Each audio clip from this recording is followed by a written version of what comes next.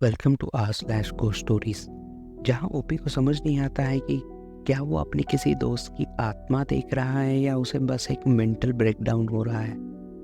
चलिए सुनते हैं कि आखिर बात क्या है। इस कहानी को समझाने के लिए मुझे उस समय को याद करना होगा जब मैं पहली कक्षा में था। मेरी एक दोस्त थी जिसका नाम ब्लैका था। ब्लेका के बारे में जिस बात ने मुझे चकित कर दिया था वो ये थी कि उसका नाम और उसकी शक्ल सूरत बहुत मेल खाती थी। वो बेहद गोरी थी। जब मैं गोरी कहता हूँ तो मैं बात कर रहा हूँ कि अगर वो किसी दीवार के सामने खड़ी हो तो शायद वो उसमें घुल मिल जाए, लेकिन स्ट्रेट कट बैंग्स के साथ उसके गहरे ब्राउन बाल उसके बिल्कुल विपरीत थे, जिससे ये और अधिक ड्रामेटिक हो गया था। उसकी एक जुड़वा बहन भी थी, लेकिन मुझे उसका नाम नहीं याद।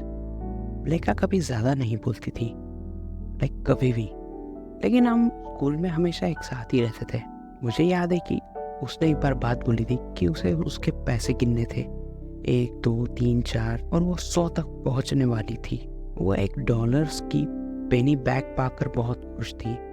मैं पहली कक्षा के बाद वहां से चला गया। ये वर्ष लगभग 2000 था, इसलिए हमारे पास सेलफोन नहीं था। हम संपर्क में नहीं रह पाए।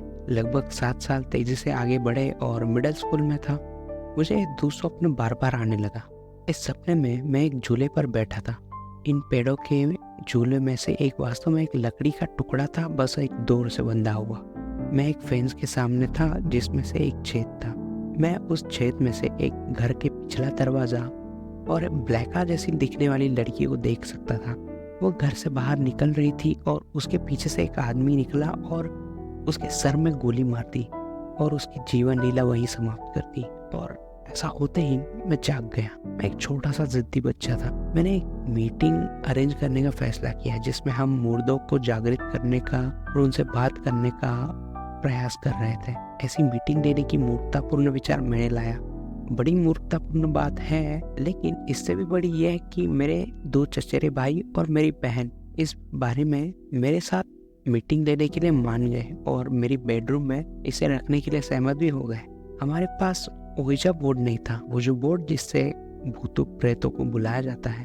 इसलिए मुझे लगता है कि हमने कुछ बस मोमबत्तियां जलाई, लगभग अंधेरे में एक घेरे में बैठ गए और कुछ जप करने लगे, और मोमबत्तियां अचानक से बुझ गई और हम सब घबरा गए और कमरे से बाहर चले गए। मैंने अपने कमरे में न सोने का फैसला किया और शायद 1 सप्ताह के लिए मैं परिवार के कमरे में सोता था। सच कहूँ, मैं ये सोचकर बहुत डर गया था कि अगर मेरे कमरे में भूत हो गया तो मैं क्या करूं। जब मैं अपने कमरे में वापस सोने के लिए लौटा, थोड़ी देर के लिए सब कुछ शांतिपूर्वक था, लेकिन फिर ये होने लगा, यह एहसास कि मुझ पर नजर रखी जा रही है। जब मैं सोने की कोशिश करता था, मुझे वही एहसास होने लगा। जब मैंने एक बार देखा तो मेरे कमरे के एक कोने में एक लड़की थी। वो बिल्कुल ब्लेका की तरह दिख रही थी, और मेरा मतलब है कि 6 साल की, क्योंकि मैं उसे इतने लंबे समय से जानता था कि उसकी उम्र देख सकूं और बता सकूं कि ये वही है। वो सिर को झुकाए हुए कोने में खड़ी थी। एक रात मैंने उससे पूछ ही लिया, तुम क्या चाहती हो? जिस पर उसने बस मेरी ओर देखा। वो दुखी लग रही थी, लेकिन फिर वो गायब हो गई। अगले लगभग 1 साल में मुझे वो एहसास लगभग बार बार होता रहा। एक बार मैं आंखें खोलता हूँ और देखता हूँ कि सूट और टोपी पहने कुछ आदमी मेरे बिस्तर पर मुझे घूर रहे थे, एकदम खाली भाव से मेरी तरफ देख रहे थे, और उन्होंने मेरे बिस्तर को घेर लिया। मैंने जल्द से अपनी आंखें बंद कर ली और सोने का नाटक किया, क्योंकि मुझे डर था कि कहीं वो मुझे कुछ कर ना दे। तेजी से अगले 3 साल बढ़ गए और अब मैं नए घर में रहने लगा। उस समय मैं अपनी छोटी बहन के साथ एक बेडरूम शेयर करता था। एक रात जब मैं सोने की कोशिश कर रहा था तो मेरी बहन पहले से ही कमरे में दूसरे बिस्तर पर गहरी नींद में सोई हुई थी। मैंने अपनी बहन के बिस्तर पर उसी लड़की को देखा। वो मेरी बहन के बिस्तर पर बैठी हुई थी। मैं चीखना चाहता था, लेकिन सांस भी नहीं ले पा रहा था। मैंने कोशिश की, लेकिन कोई आवाज नहीं निकली। आखिरकार जब मैं सांस लेने में कामयाब हुआ तो वो जा चुकी थी, और मैं ईमानदारी से कहूँ तो मेरा पूरा समय केवल सांस लेने पर था। उसके बाद मैंने उस लड़की को फिर कभी नहीं देखा। मैं किसी मृत्यु पत्र या किसी ऐसी चीज के तलाश में हूँ जो मुझे मिल सके, लेकिन जब मैं उसे जानता था तो मैं एक बच्चा था, इसलिए मैं उसका राज सरने में नहीं जानता। मुझे अभी कभी कभी आश्चर्य होता है। इसके अलावा मुझे लगता है कि ये जो मैं स्टोरी बता रहा हूँ बताता है, ये काफ़ी हद तक सिमिलर लगता है जैसे कोई बना के बता रहा हो, या फिर शायद आत्मा वैसी ही दिखती है जैसी मेरी दोस्त तब दिखती हो।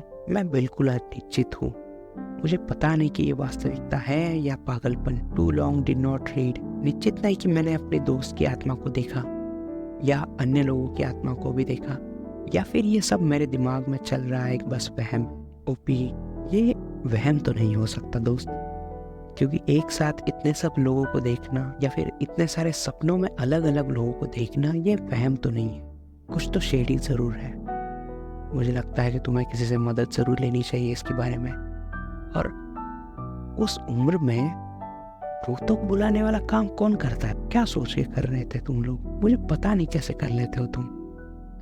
आपको क्या लगता है दोस्तों, क्या आपने भी कभी कुछ ऐसा किया है? कमेंट्स पे ज़रूर लिखिए।